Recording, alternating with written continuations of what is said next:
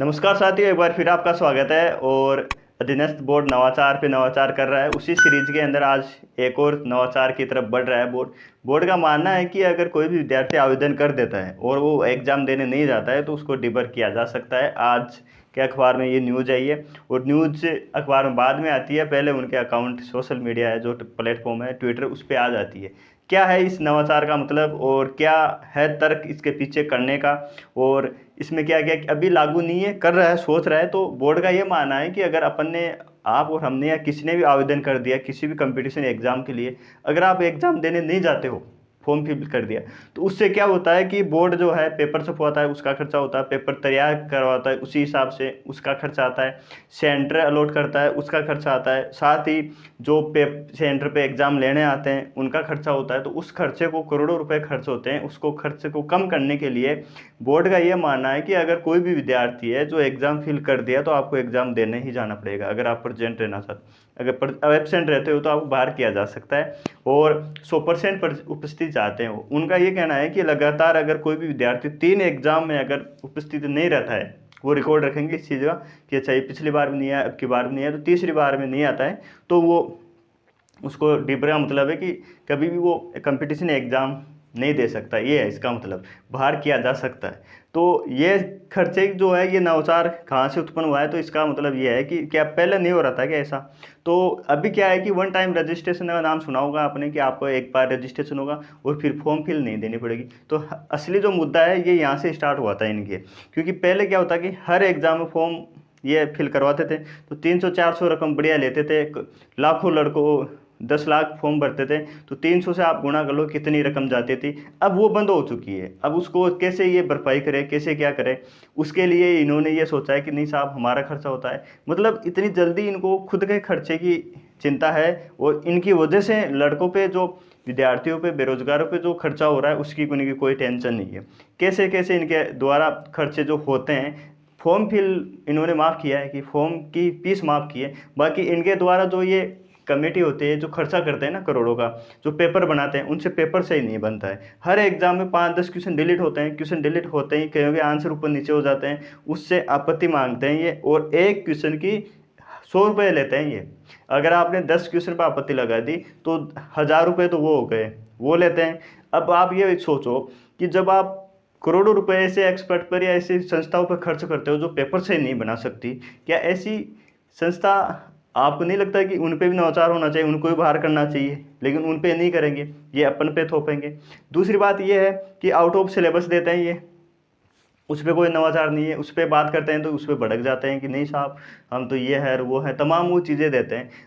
ये उस, जो लड़कों पे जो कोर्ट के अंदर केस करते हैं क्वेश्चन को लेके, लगभग एक एक पर्सन के 1000-1500 रुपये लगते हैं। अगर 3 क्वेश्चन में लगाए तो 45 रुपये हो गए, लगभग 4000 मान लो आप। एक एक के 4-4 हज़ार रुपये वो लगते हैं। वो उनकी टेंशन नहीं है।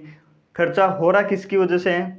इनकी वजह से। भाई आप क्वेश्चन डालते ऐसे क्यों हो? 150 क्वेश्चन तो बनाने हैं, कौन से 1500 बनाने हैं? 1500 तो बनाने नहीं ना। 150 क्वेश्चन में भी अगर आपसे सही पेपर नहीं बनता है तो आपको, और आपको जो है ना सिस्टम, इस पे नवाचार करना चाहिए आपको, ना कि आप इस चीज़ पे करो। नहीं साहब, एबसेंट क्यों रहते हो आप, कैसे नहीं है, क्या नहीं है, ये है, तमाम वो चीज़ें हैं।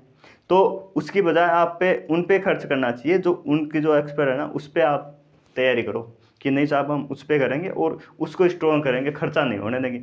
ये क्या है कि इनके जब से ये इनकम बंद हुई ना फॉर्म वाली, तब से इनको लगा कि यार क्या कर सकते हैं, ये नवाचार के नाम पे थोप रहे हैं, इनसे कुछ भी होना जाना नहीं है, हकीकत है ये।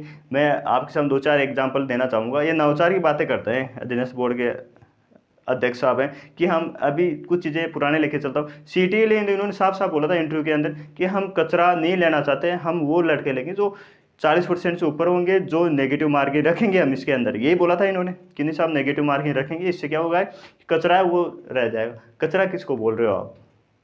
अभी क्या हुआ, सरकार से ऑर्डर आया नेगेटिव मार्किंग हटाइए, इन्होंने हटाते ही क्या हुआ साहब, वो चेंज हो, नहीं साहब ठीक है। उसके बाद में अगर बात करें अपन कि अब पेपर आउट ऑफ सिलेबस आया था, उससे पहले पेपर आउट ऑफ सिलेबस आया और उसके में भी उन्होंने साफ साफ बोला कि नहीं साहब ऐसा नहीं हो सकता, ये नहीं हो सकता, तमाम वो चीज़ें दी है। ये नहीं बोल रहे कि हाँ पेपर आउट ऑफ सिलेबस दिया है, और पेपर पहले ये बोलते हैं कि पेपर जो बनता है सिलेबस के अकॉर्डिंग बनता है, लेकिन सिलेबस के अकॉर्डिंग तो पेपर था ही नहीं। इन्होंने क्या किया, सीईटी का पेपर दे दिया उनको, सिलेबस सीईटी का दे दिया, पेपर एलडीसी का बनवा दिया उनसे। अब उनकी भी क्या गलती है, उस चीज़ को छुपा रहे हैं ये कि नहीं ये हमारी गलती है। उसके बाद अगर अपन बात करें इन्हीं की, कि जो पशु परिचय के लिए बोला इनको कि साहब पशु परिचय सिलेबस जारी करो आप, उसके अंदर क्या बोल रहा था कि नहीं साहब सिलेबस जारी तो कर दिया अपन ने, उसी बात पे थे।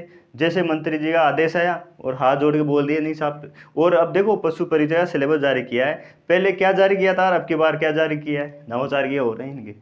नवाचार कुछ नहीं है, ट्विटर पर सिर्फ और सिर्फ फेमस होना है इनको। इनको पता है कि जितने दिन अपन यहाँ है ना उतने दिन कमाई कर लो कैसे भी करके, फिर जो नया आएगा वो जाने, उनका काम जाने। अगर आप नवाचार कर रहे हो ना, तो आप जो 5 ऑप्शन लेके आए थे ना, तो आप अपनी कमी को छुपा रहे हो। आप ये बताओ कि इससे वास्तव में ओमार भरी जा रही थी, आप उसको रोक नहीं पाए, तब 5 ऑप्शन दिया आपने।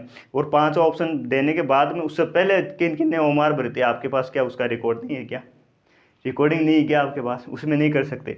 सिस्टम ऐसा है कि अपन जिस पोस्ट पे हैं अभी वो काम कर लो, अपन जाने के बाद नया आएगा वो जाने, उसका काम जाने। अपन ये नवाचार चल रहा है इसमें। कितना सही है नवाचार, आप कमेंट करके ज़रूर बताएं।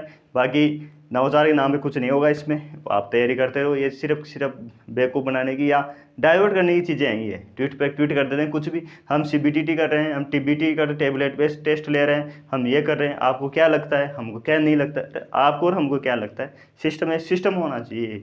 सिस्टम को खेल बना के रख दिया इन्होंने जब से ये आए हैं। तो आज के वीडियो में इतना है, नवाचार आपको समझा दिया है क्या नवाचार है। मिलता है नेक्स्ट वीडियो में, जब तक जय हिंद जय भारत। बाकी आप चैनल पर नए हो, सब्सक्राइब नहीं करा तो सब्सक्राइब करें। और बाकी सोशल मीडिया पर अलग सोशल मीडिया पे हो, ट्विटर पर हो, इंस्टा पर हो या फेसबुक पर हो, वो भी आप ज्वाइन कर सकते हो, उसको भी फॉलो कर सकते हो, लिंक आपको मिल जाएगा। जब तक जय हिंद